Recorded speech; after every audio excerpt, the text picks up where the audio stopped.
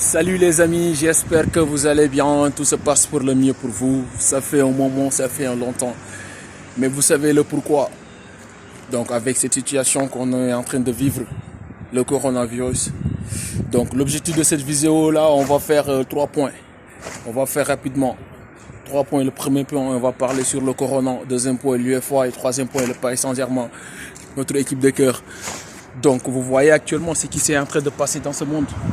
Est-ce que vous voyez ce qui s'est en train de se passer dans ce monde? C'est la première fois que tout le monde est confiné. C'est la première fois moi je suis en train de voir ça. C'est la première fois pour moi.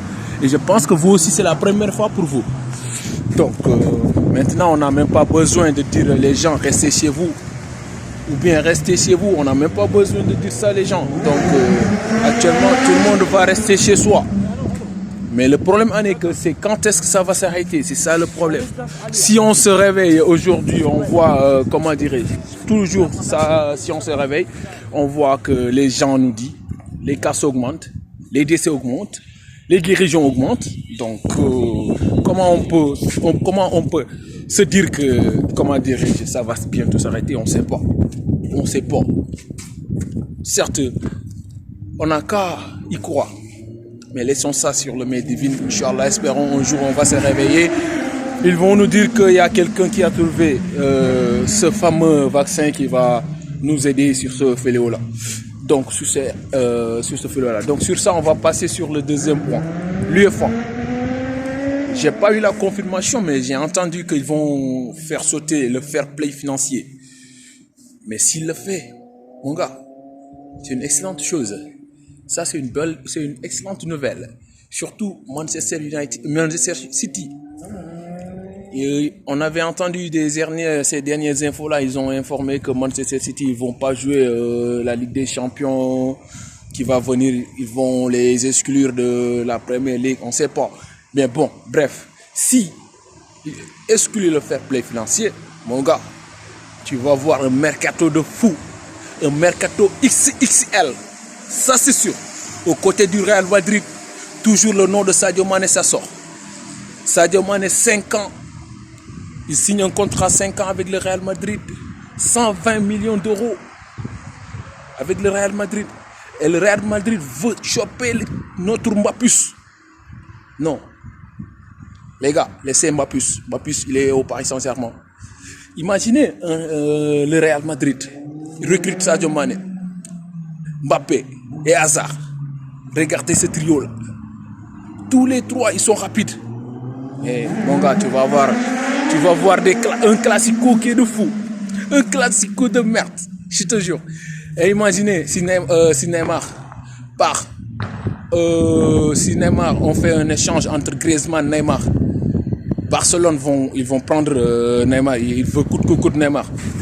Actuellement, c'est ça uniquement qu'il veut, mais on va pas laisser notre génie brésilien. Actuellement, on va pas le laisser, non. N'y pensez même pas. Mais imaginez Neymar, Messi, Suarez. Et face à Sadio Mané, Hazard, Mbappé. Non, tu vas voir un classico de fou. Des arguments, ouais, ça tu vas le voir. Mais on va pas perdre. On ne veut pas perdre Kylian Mbappé et Neymar. Non, actuellement, nous aussi, on veut se renforcer. Tu sais, la manière dont tu as géré le dossier de Icardi, ça m'a pas plu. Ça nous a pas plu, nous les Parisiens. On sait qu'Icardi, on va le perdre. Il va partir au Juve.